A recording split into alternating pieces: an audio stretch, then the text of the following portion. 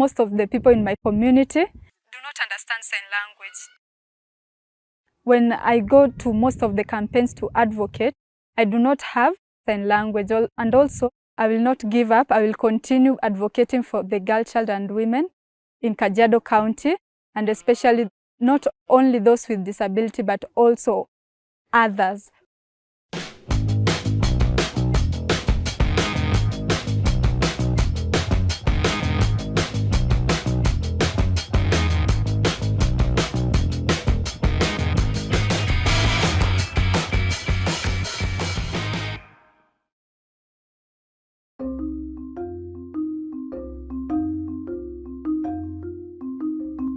Meet Jackline Sekento Lankas, a 26-year-old woman with a hearing impairment, devoted mother and wife, hailing from the modest roots of the indigenous Maasai community. Beyond her family roles, Jaclyn is a passionate advocate for climate justice, a champion for the rights of girls, and tirelessly working as an activist for people living with disabilities. So how did Jaclyn begin her journey into activism?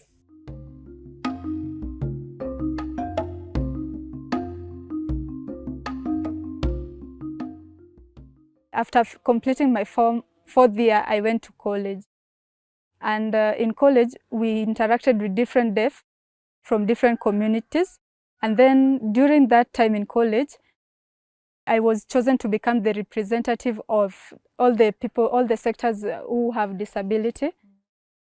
And then Jaclyn went ahead in the Kajiado County and learned more on how she can empower girls on their rights, equality, that is gender equality. I met Elizabeth, who selected me to represent Kajiado County in the Women Network Empowerment. I was very happy, so excited to participate as a member. And then that empowerment is continuing to spread in Kajiado County. So I feel very happy, so excited, and I'm going to continue to encourage and empower more people so that the government will hear our voice and so that we can be well for the youths.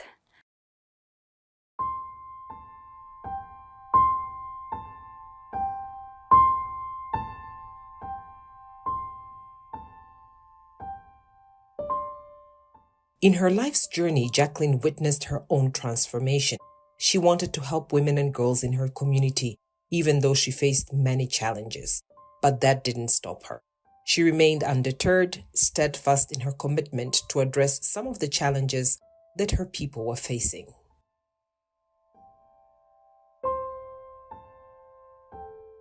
One of the challenges is communication barrier. That is the number one challenge, because most of the people in my community do not understand sign language. And also lack of funds. When I'm looking for an interpreter, when I don't have the funds, that becomes a barrier. About FGM, it affects many people, and also young girls, and also women. Because FGM mostly leads to death and dropout from school.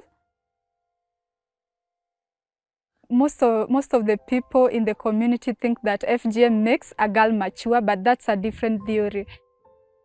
Now, me as Jaclyn, I'd love to advise more that FGM is not good for girls especially. Now, mine is just to empower them, and mostly the deaf, so that they can be aware and know that they're not supposed to be forced by the parent. But now, I'm so happy because FGM has really reduced. Before, there were cases of being hidden in the village, but now the awareness is spreading, and I think by now it has stopped. And also, the other thing is climate change. Before, for instance, before we had a lot of rain, but now rain, we have not seen it in a long time. That affects us because our animals, which we depend on, die. So my request to the government is for the government to try and understand those people living in arid areas, because one, they don't have jobs. Taxation has really gone up, and that makes makes it difficult for them to even get support. That is food. For instance, those living with albinism, they have a challenge because they are highly affected by the sun rays. Now, the sunscreen oil is very expensive.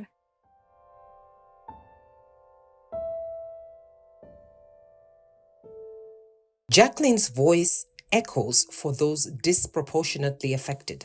Her call for climate justice reverberates through the community, sparking conversations and driving change. For Jaclyn, she's not just concerned about climate change, she's passionate about it. Her passion for a greener world is contagious, and her practical recommendations are guiding the community towards a more sustainable future.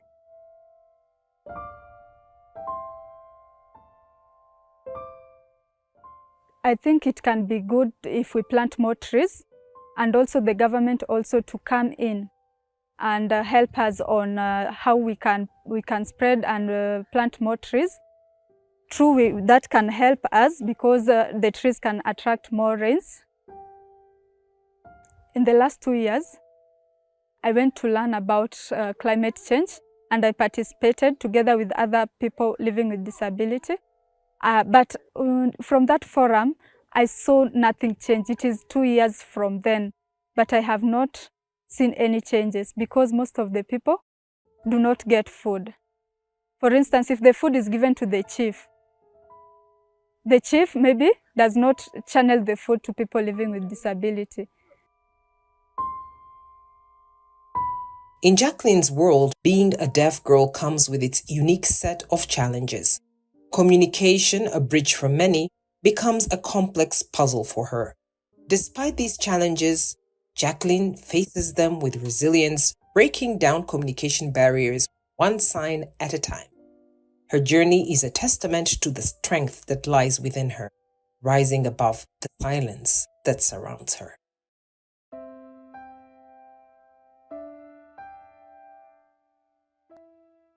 Communication is a big problem because most people do not understand the deaf. They say, personally, I've experienced that communication barrier in my family because most of them talk in Maasai language, but mine, I can use clearly English. And then the community also do not accept them. The community do not see a future in them, do not see a dream in them. So it is good if we can get a representative for the community who represents those living with disability, and also for them to advise, to spread the awareness in schools and encourage them so that in future it can be better and the barrier can be removed. Now it is important that awareness is created so that everyone in the community, we can have inclusivity and respect. The other challenge is funds. Now getting funds is really hard because most of the funds are channeled in other ways, but for a person living with disability to get funds, it becomes very hard. Now, the idea that was there is for girls and women to create growth groups or groups in the community, and then those groups can maybe apply, get a certificate, and then can be able to get funds.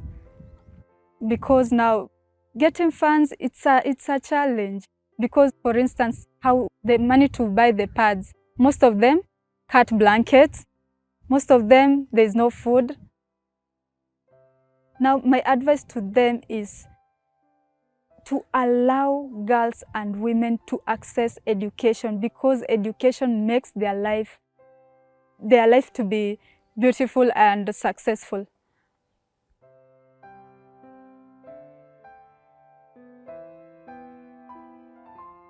In Jaclyn's journey, celebration takes the form of breaking barriers and championing rights.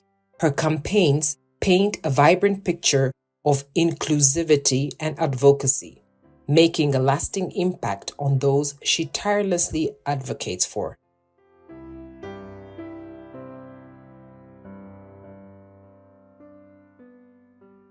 A recent one was in November. We had a Deaf Awareness Week. I hope you heard of one. In Kajiado County, the empowerment, we try to encourage the government that they should give the funds and also empower those living with disability, that they should not only wait for the government to give funds, but also they can do something towards maybe climate change, towards opportunities.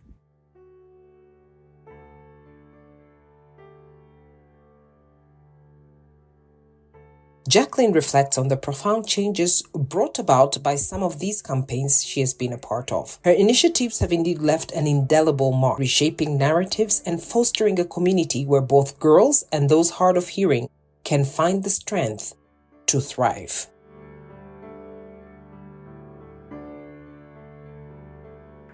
I've seen just a few changes, and I'm mostly happy that those living with disabilities, they have gotten caps, and also they have gotten the sunscreens. Because now I see their life has become a bit comfortable because the sun was really affecting them. But now it is well. For the other girls, getting sanitary pads, they were also given, and they were able to change at least. In Kajiado County, I invited one of my friends to come and learn something new, because before she was not aware, but I'm trying to empower her so that she can also empower others in her community. Now, when you empower one, you empower the other, she spreads the same gospel. So I'm happy to see that more deaf are coming to Kajiado County and learning more.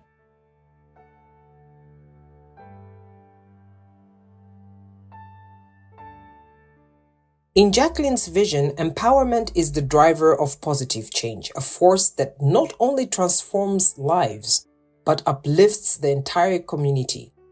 Her commitment shines through, inspiring us to recognize the potential within every individual.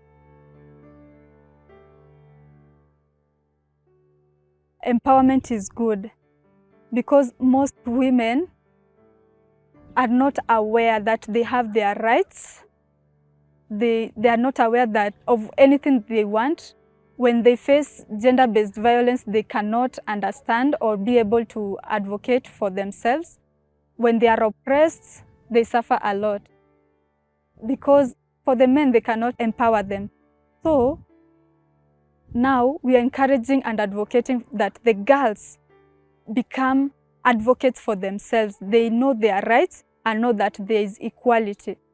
And also be able to know that dropping out of school is not good. Also teaching them that FGM can really lead to death. So most of them, they have gotten the awareness and it has really helped them.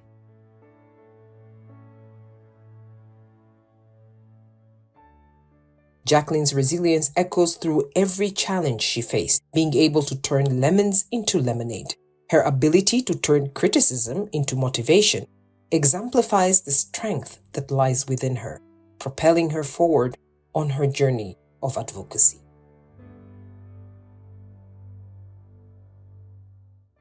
When I finished high school, I felt there's no need to stay at home. Because staying at home, there were different challenges. For example, getting sanitary towels. Because we had no channel of getting incomes. By good luck, I applied for sponsorship for college, and then I got funds, went to college, learned more about empowerment of persons with disability. And then when I finished school, I went outside and started seeing girls have more challenges. For instance, one, rape. The second one, no funds to school, no disability card, no accessibility to education. Girls are married before the age of 20 years. So most of the girls get children at the age of 13 years. That is so hard. Now, My urge to the community is that all girls should be given their rights to education so that they can get their certificates and also be able to access jobs. Most of the people do not understand the deaf. Some of them are even family members because they don't have the awareness of deaf people or people with disability. Now, I think creating awareness can really help for the community and our family members to understand that we equally can. Despite the myriad of challenges that comes with for Jaclyn, it is not about chasing trophies, but changing lives. Her greatest achievement lies in the impact, her inspiration in the resilience of others, and her role model, a beacon of strength in her own family.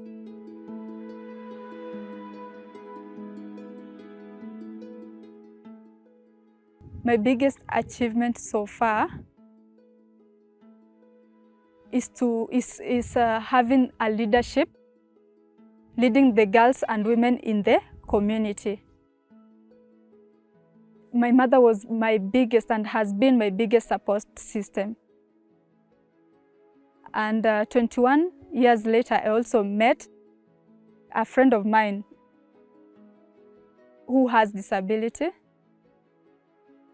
And he happened to work in an organization, and in that organization there were more avenues to opportunities. Now, in those organizations, that friend of mine asked me if I can get a disability card, showed me different opportunities,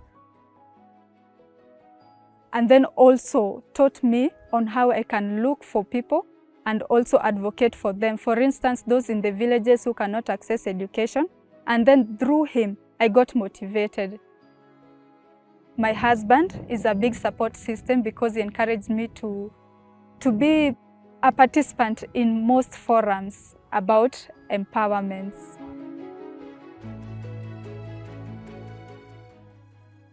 Looking back on her experiences advocating for the rights of the deaf community and fostering women's empowerment in her community, she has some insightful advice for young girls with similar struggles and aspirations to embark on a similar path in activism.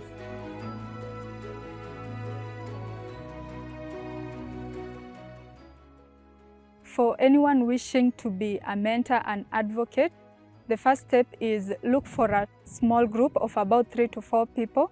You sit down and then you discuss on how you can empower others. The second step is looking for funds. And then from the funds, you can be able to advocate more and more. And one of the things that I learned from my friend is that you can always plant your own food. You look for land. It doesn't have to be a really big land, but you can search for a small land where you can plant some food crops. For instance, vegetables, carrots, and then those carrots you can sell them, and then that money can be used in the empowerment process.